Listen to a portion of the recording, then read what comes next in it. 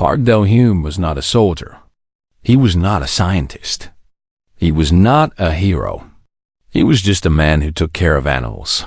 For 12 years, he had worked at Galactic Preserve Station 47. It was a huge space station that floated between the stars. Inside, there were creatures from hundreds of different worlds. Some had scales. Some had feathers made of light. Some had no bodies at all, just floating clouds of color that sang when they were happy. Do-hyun loved them all. Every morning, he woke up at the same time. He put on his simple gray uniform. He walked through the long white hallways of the station.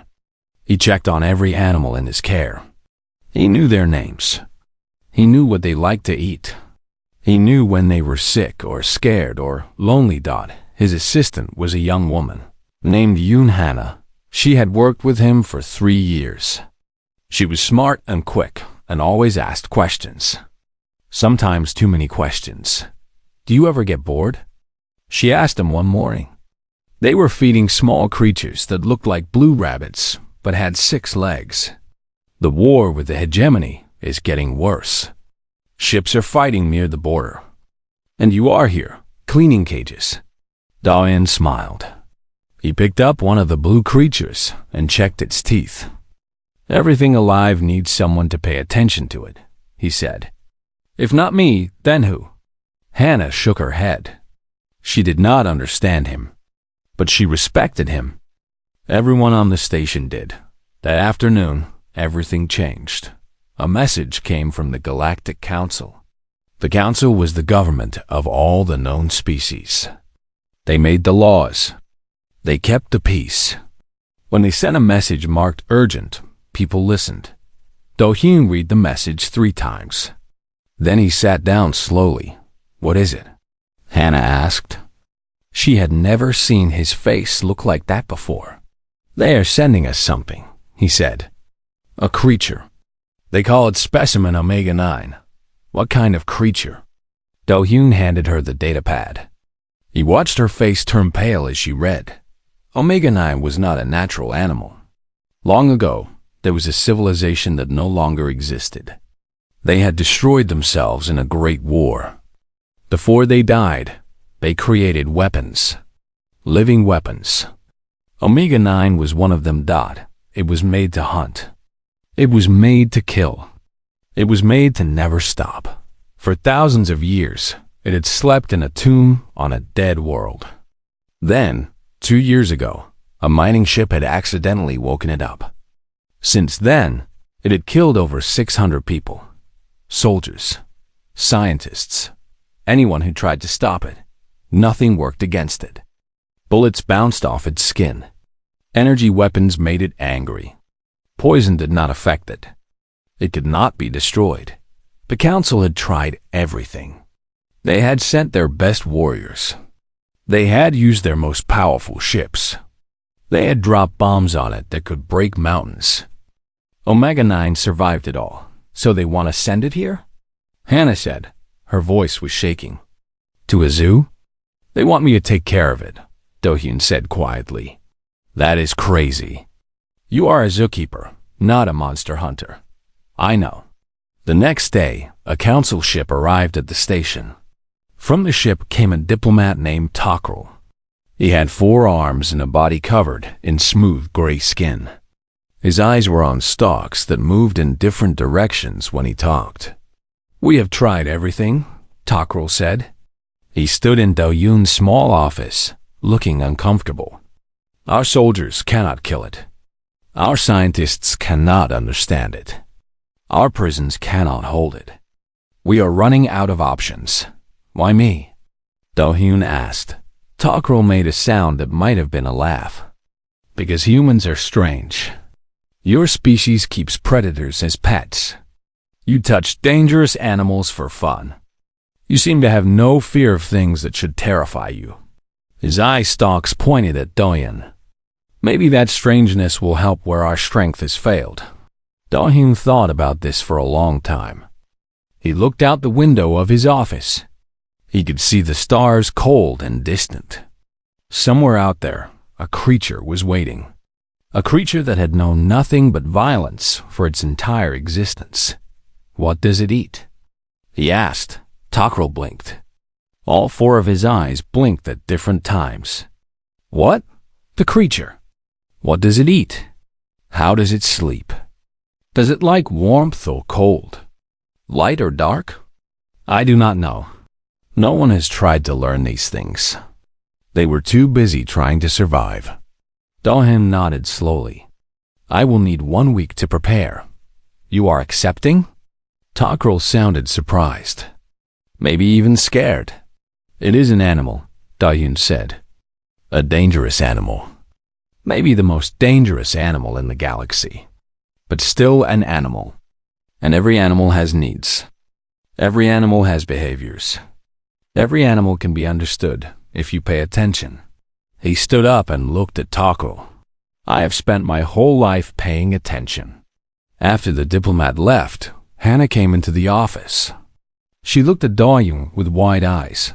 "Are you sure about this?" she asked. "No," he admitted. "But I'm going to try anyway." He walked to the window again. The stars looked the same as always. But Do-hyun knew that soon, one of them would bring something terrible to his door. Something that had killed hundreds.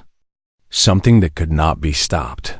And his only weapons would be patience, observation, and a lifetime of caring for creatures that others feared. It would have to be enough.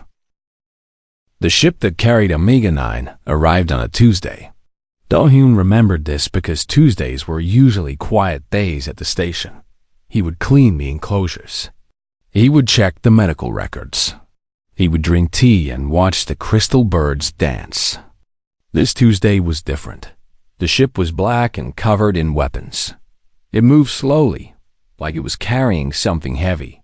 When it docked with the station, Do-hyun could feel the vibration through the floor.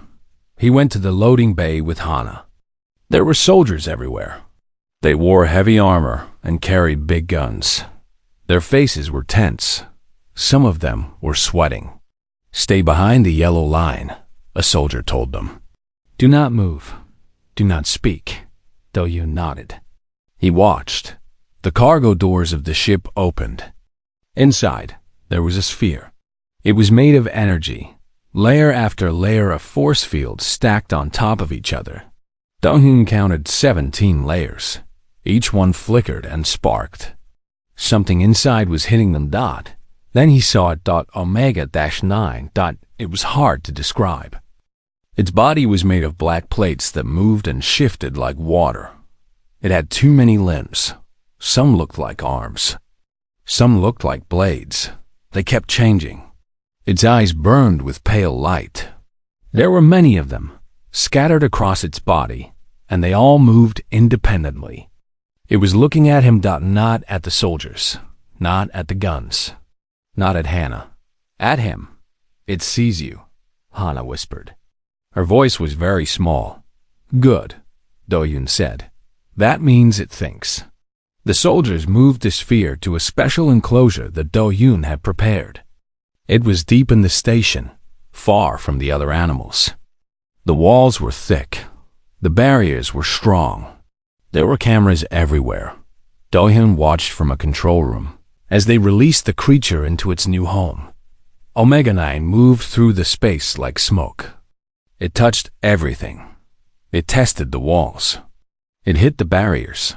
Each time, sparks flew, but the barriers held. "How long will those last?" Hana asked. "I do not know," Do-hyun admitted. "Maybe days, maybe hours. We need to learn fast." The first week was very bad. Do-hyun tried to feed the creature. He sent food through a special tube. Meat, plants, synthetic nutrients. Omega-9 ignored everything. It did not eat. It did not sleep. It just watched and waited and hit the barriers. On the third day, it broke through the first barrier. On the fifth day, it broke through the second. The soldiers were getting nervous. Some of them wanted to run. "We should call for help," one of them said. "This thing is going to get out." "Not yet," Do-hyun said. He spent his nights watching recordings of the creature. He looked for patterns. He looked for clues. Why did it attack some things and not others? Why did it move in certain ways? What made it angry? Slowly he began to understand. Omega-9 was not stupid. It was not a mindless monster. It was intelligent. Maybe very intelligent. It attacked when it felt threatened. It attacked when someone tried to control it. It attacked when someone showed strength against it. The soldiers were always showing strength. They pointed guns. They shouted orders. They tried to dominate Dot. Maybe that was the problem. On the 8th day, Do-hyun did something that everyone thought was crazy. He entered the outer chamber of the enclosure, alone, without weapons, without armor, just himself. Are you insane? Hana shouted through the communication system. Get out of there. Do-hyun did not answer. He sat down on the floor with his back to the barrier. He pulled out his lunch from a small bag. Rice and vegetables, nothing special. He began to eat. Behind him. Through the barrier, Omega-9 went still. Do-hyun did not look at it. He did not speak to it. He just ate his lunch, slowly and quietly. When he was done, he cleaned up his things and left. What was that? Hannah demanded when he came out. An experiment, he said. He did the same thing the next day. And the day after that. He would enter the outer chamber, sit down, and do something ordinary. Sometimes he ate. Sometimes he read. Sometimes he just sat and thought. He never looked at the creature. He never threatened it. He never showed any interest in fighting it. On the 12th day, something changed. Do-hyun was eating his lunch when he heard a sound behind him. A soft sound, like metal sliding on metal. He did not turn around. He kept eating. When he checked the recordings later, he saw what had happened. Omega-9 had moved closer to the barrier. It had stopped hitting things. It was just watching him. It is curious about you, Hana said. She sounded amazed. Maybe, Do-hyun said. Or maybe it is just confused. I am not acting like the others. I am not a threat. On the 15th day, Omega-9 ate. Do-hyun had left food near the barrier before sitting down. Simple protein blocks, nothing fancy. When he left, he checked the camera. The food was gone. The news spread through the station like fire. The creature that had killed hundreds, the unstoppable weapon that no army could defeat, had eaten food from a human zookeeper. Takro called him on a video screen. The diplomat looked shocked. What did you do? He asked. How did you make it eat? Do-hyun thought about the question. I did nothing, he said finally. That was the whole point. I stopped being a threat. I stopped trying to control it. I just existed near it, quietly, without fear or aggression. That is all. That is everything. After the call ended, Hana sat with him in the observation room. They watched Omega-9 through the cameras. It was resting now, its body curled into a tight ball. Do you think it will ever trust you? She asked. Do-hyun watched the creature for a long time before answering. Trust is a big word, he said. I do not think this creature knows trust. It was made for war. It has only known violence. But maybe it can learn that not everything is a threat. Maybe it can learn that some things are safe. He paused. And maybe that is enough. Months passed. The seasons changed on distant worlds, but on the station, every day was the same. That was how Do-hyun liked it. Routine was good. Routine was safe. Routine was something that even a creature made for war could learn. Omega-9 was learning that it still did not trust Do-hyun. He never fooled himself about that. But it had stopped attacking when he entered the outer chamber. It had stopped hitting the barriers every hour. It had started to eat regularly twice a day, always at the same times. Do-hyun kept notes on everything. He wrote down what the creature ate, how much it slept, when it was calm, when it was restless. He filled notebook after notebook with his observations. You are studying it like it is a normal animal, Hana said one day. She was helping him organize his notes. It is an animal, Do-yoon replied. A very unusual animal. But it still has needs. It still has behaviors. It still responds to its environment. It was made to destroy civilizations. Yes, but even a weapon gets tired. Even a weapon needs food and rest. Even a weapon can get bored. Hana looked at him strangely. Bored? Do-yoon smiled. He had been waiting for this conversation. He showed her his latest notes. Over the past few weeks, Omega 9 had started doing something new. Instead of just sitting and watching, it had begun to explore its enclosure more actively. It touched things. It moved things. It seemed to be looking for something. It needs stimulation, Do-yoon said. Its mind is active. It was designed to solve problems, to overcome obstacles. Right now, there are no obstacles. It is not being challenged. You want to give the galaxy's most dangerous creature a challenge. I want to give it something to do besides plan an escape. He built a puzzle feeder. It was a simple device. Food was placed inside, and the creature had to figure out how to open it. For most animals, it would take days to learn. Omega-9 solved it in 3 minutes. So Do-yoon built a harder one. And then an even harder one. Each time, the creature solved it faster than he expected. Its intelligence was remarkable. It learned patterns quickly. It remembered solutions. It even seemed to anticipate what Do-yoon would try next. It is testing you as much as you are testing it, Hana observed. Do-yoon nodded. I think so.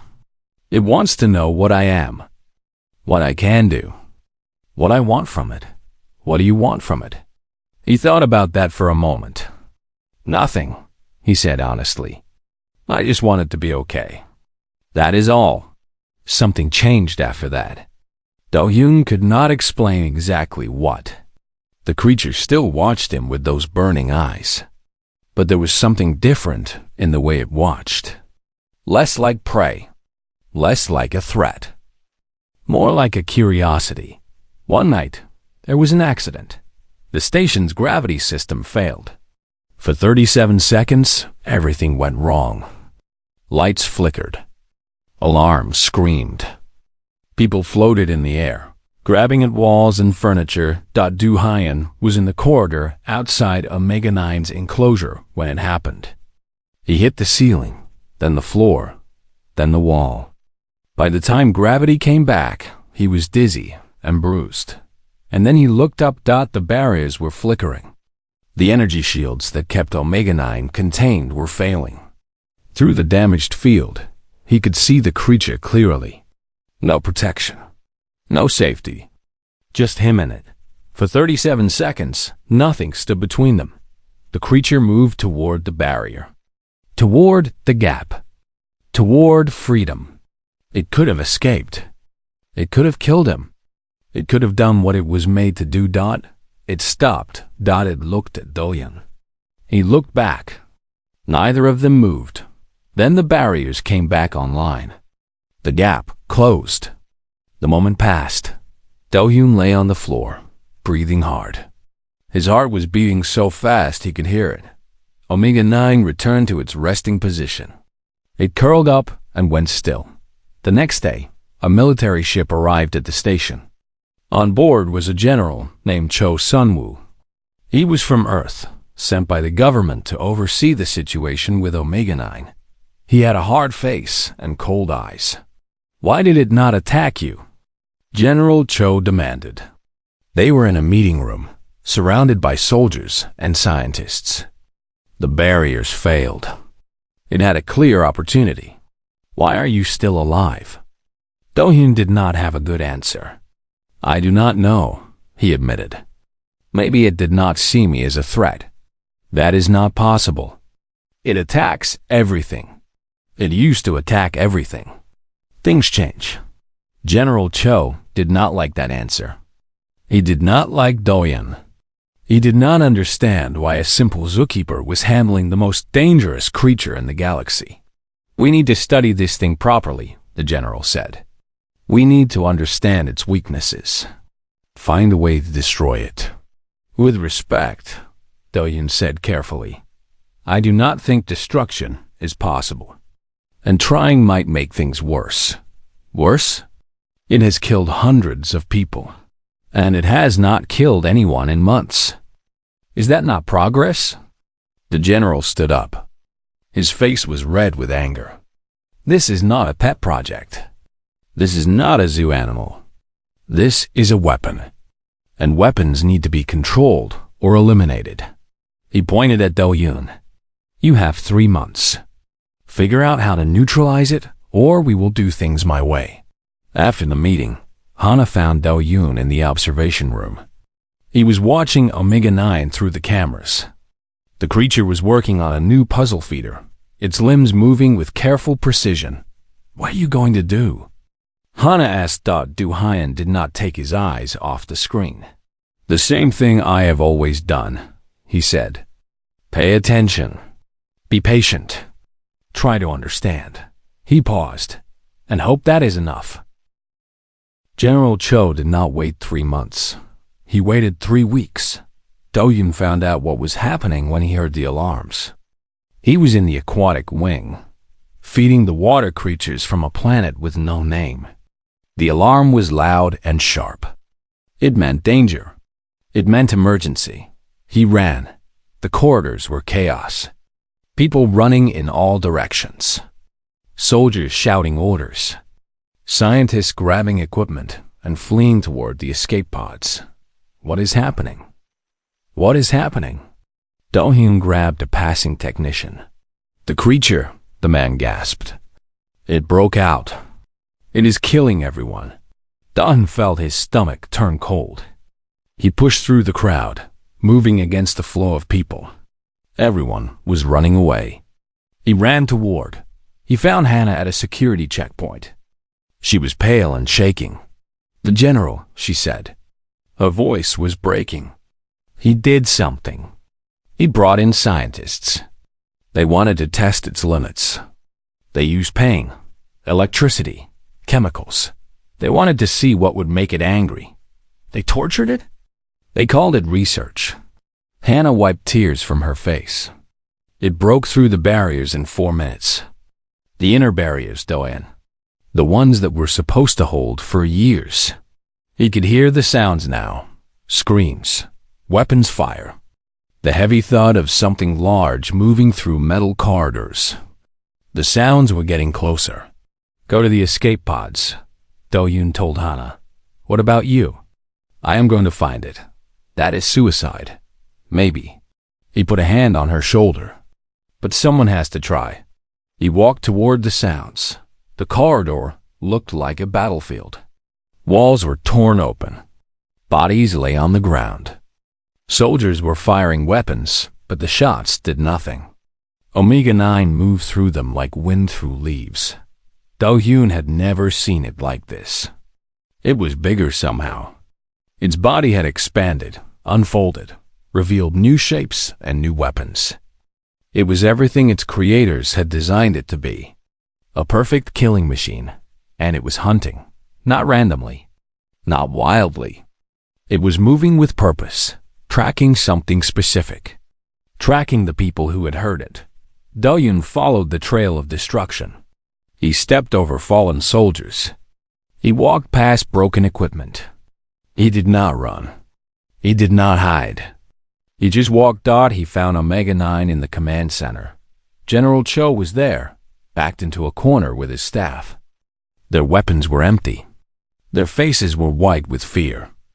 The creature stood before them, blocking the only exit. "Please," the general was saying. "Please, we can talk about this.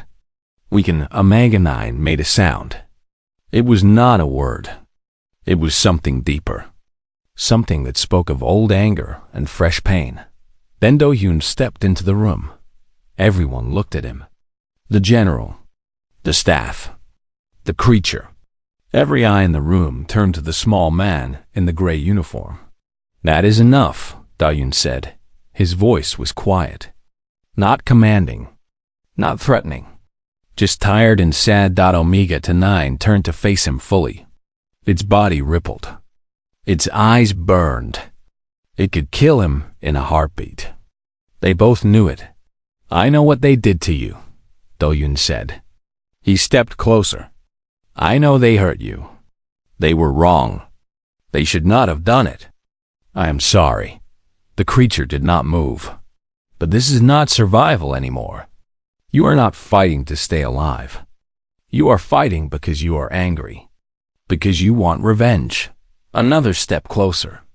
I understand anger. I understand wanting to hurt the people who hurt you. But it will not make the pain stop. It will just create more pain. More enemies. More reasons for people to fear you and hate you.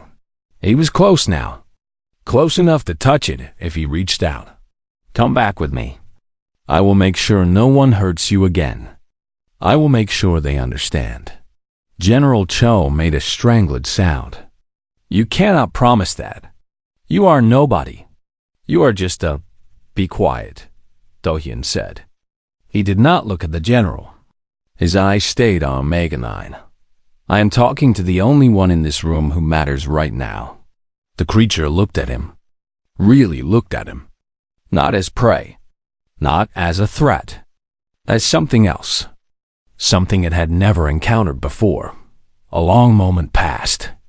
The universe held its breath. Then Omega 9 folded itself. Its body contracted. Its weapons retracted. It became smaller, calmer, more contained. It moved past Do-hyun without touching him and walked toward the corridor. Toward its enclosure. Do-hyun followed. Behind them, General Cho collapsed against the wall. His staff stared in disbelief. None of them moved. None of them spoke. The creature walked through the damaged station, past the bodies and the wreckage, past the soldiers who scrambled out of its way. It walked back to the place Do-hyun had made for it. It entered through the broken barriers and settled into its resting position. Do-hyun stood at the entrance to the enclosure. The barriers were destroyed. There was nothing between them. Thank you, he said softly. The creature's eyes flickered. It did not respond. It did not need to. Hannah found him there an hour later. She had ignored his order to leave. She had been waiting, hoping, praying that he would survive. How? She asked. Tears were running down her face. How did you do that? Do-hyun looked at the creature. It was resting now, its body still and quiet. I did not do anything, he said. It made a choice. The first real choice it has ever made that was not about killing or surviving. Why? Why did it choose to stop? He thought about that for a long time. I think, he said slowly, it was tired of being what everyone expected it to be. A weapon, a monster. Maybe it wanted to be something else. Maybe it just needed someone to give it permission. He paused. Or maybe I am wrong about everything. Maybe it just was not hungry. Despite everything, Hana laughed. It was a small laugh, shaky and wet with tears, but it was real. You are a strange man, Park Do-hyun. I know, he said. That is probably why we are both still alive. 1 year later, the station was different. The damage from the incident had been repaired. New barriers had been built, stronger than before. But more importantly, the rules had changed. General Cho was gone. He faced trial on Earth for what he had done. The scientists who had helped him were also punished. The Galactic Council had decided that Omega 9 was not just a specimen to be studied. It was not just a weapon to be contained. It was something new. Philosophers came from across the galaxy to debate what the creature was.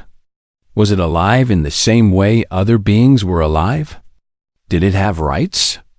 Could something created for destruction ever truly be peaceful? Politicians argued about laws. If Omega 9 could make choices, did that make it a person? If it was a person, Who was responsible for it? Who spoke for it? Scientists wanted to study it, but they had to follow new rules now. No pain, no force, no tests without permission. They watched and recorded and wondered, but they could not touch. Through all of this, Do-hyun continued his routine. Morning feeding, afternoon enrichment, evening observation. He had expanded the creature's space. The enclosure was bigger now, with different areas and different textures. There were things to climb and things to explore. There were puzzles that grew more complex every month. Omega-9 solved them all. Sometimes, Do-hyun sat in the outer chamber and talked to the creature. Not about anything important. Just small things.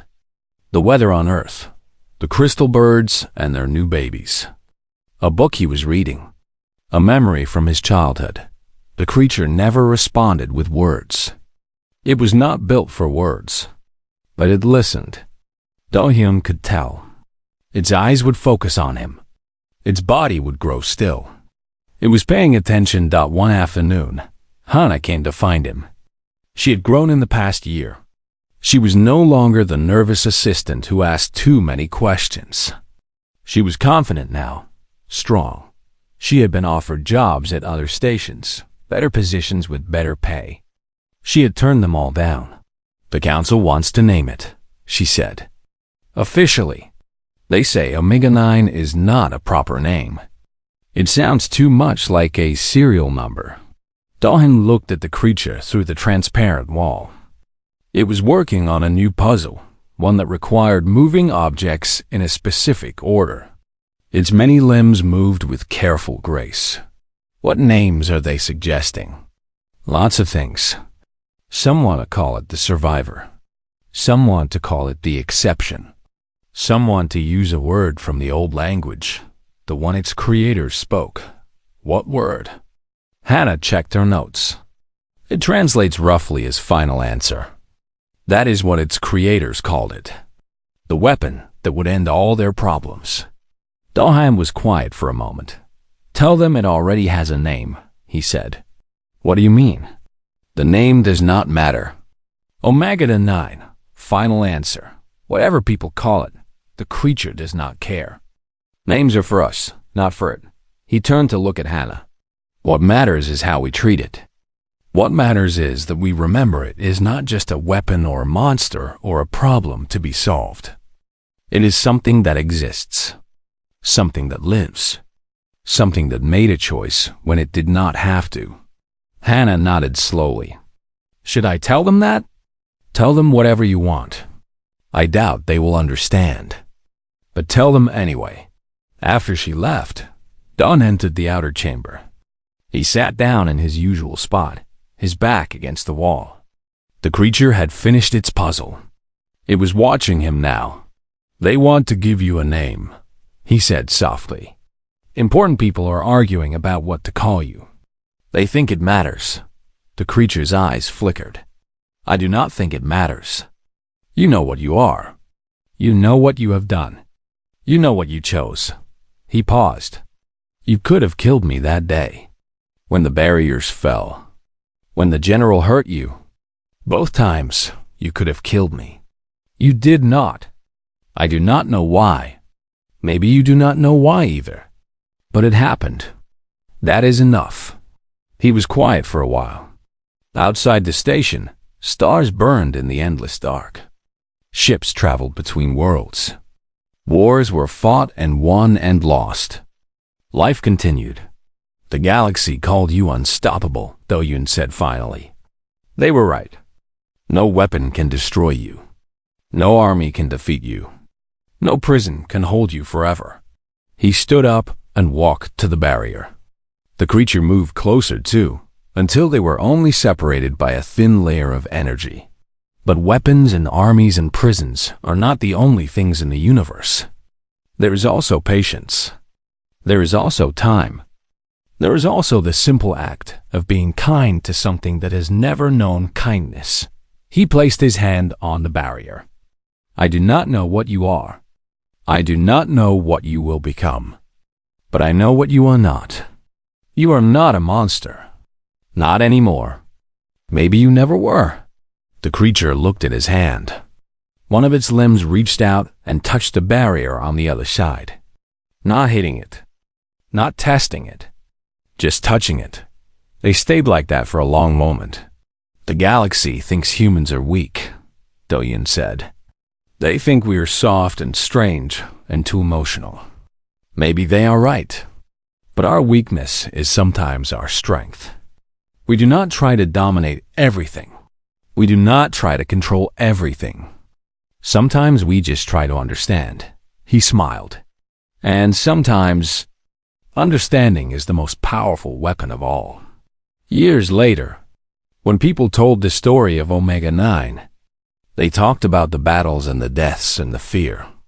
They talked about the unstoppable weapon that terrorized the galaxy, but they also talked about the zookeeper, the quiet man in the gray uniform who sat down next to a monster and ate his lunch, who talked to it about crystal birds and the weather on Earth, who proved that the galaxy's most dangerous creature could be stopped, not with weapons, not with force, not with power, with patience, with presence, with the simple, stubborn human belief that everything alive deserves someone to pay attention to it.